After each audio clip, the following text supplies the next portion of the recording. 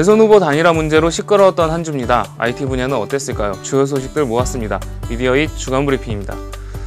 마이크로소프트가 내년 1월부터 판매하는 모든 노트북과 데스크톱 PC에는 윈도우 8만 공급하겠다고 해서 논란이 일고 있는데요. 터치 기능이 없는 제품에도 윈도우 8을 깔라고 해서 독점 기업의 횡포라는 비난을 받고 있습니다. 한편 웹 트래픽 분석업체 넷 애플리케이션에 의하면요, 윈도우 8은 출시된 지 한 달도 안 해서 시장 점유율 1%를 돌파했다고 합니다. HP가 겨울을 일찍 만나봅니다. PC 시장 침체로 불황을 면치 못하고 있는데요. 이번에는 지난해 인수한 오토노미의 회계 부정이 발견이 돼서 88억 달러를 감가상각했다고 합니다. 우리 돈으로 9조 5천억 원이 넘는 액수인데요. 4분기 매출이 300억 달러로 뚝 떨어진 것은 물론이고요. 주가는 10년 전 수준으로 폭락을 했습니다. 인텔 폴 오텔리니 CEO가 내년 5월에 사퇴한다고 밝혔습니다.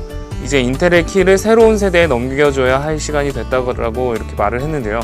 최근 모바일 산업이 확장하는 급변하는 산업 환경에 적응하지 못한 책임을 지고 스스로 물러나는 것으로 알려졌습니다.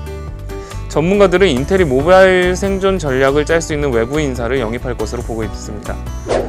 안드로이드 4.2 젤리벤은 허니콤 이후 가장 버그가 득실거리는 버전이라는 평을 받고 있습니다.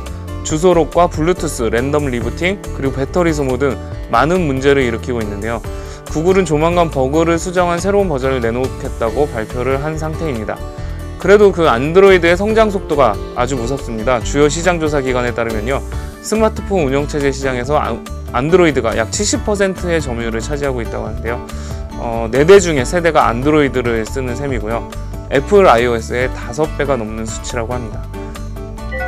삼성전자가 휴대폰 보조금 지급을 중단하기로 했습니다. 단말기 저가 경쟁을 하지 않고 시장 점유율 1위로 브랜드 인지도를 굳히겠다는 뜻을 강조를 했는데요. 그 이면에는 더 이상 점유율을 늘리지 않겠다는 의도도 보입니다. 현재 국내의 점유율이 80%로 독과점 논란이 일고 있다고 합니다. 삼성전자가 세계 TV 시장을 장악했습니다. 시장조사기관 디스플레이 서치에 따르면요, 지난 3분기 세계 평판 TV 시장에서 삼성전자가 25.2%의 점유율을 기록하면서 1위를 차지했다고 발표했는데요.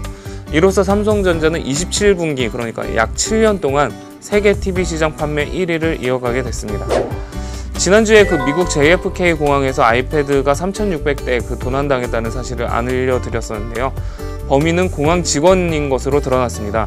FBI는요, 공항 지게차로 트럭에 실어서 보낸 공항 직원 레넬 리처드슨을 절도 혐의로, 애플이 지난주 HTC와 특허 소송에 대해서 합의를 했다고 발표를 했는데요. 이번에는 구글과 특허 소송을 타결하기 위한 협상을 진행하고 있다고 합니다.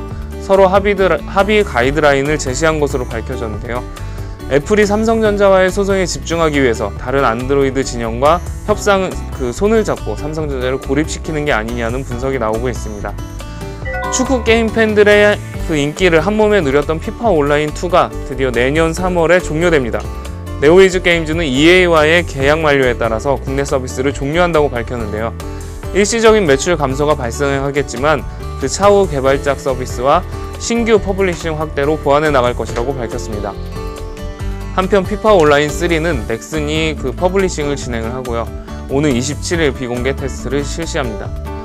네, 오늘 준비한 소식은 여기까지입니다. 지금까지 미디어잇 한만영입니다.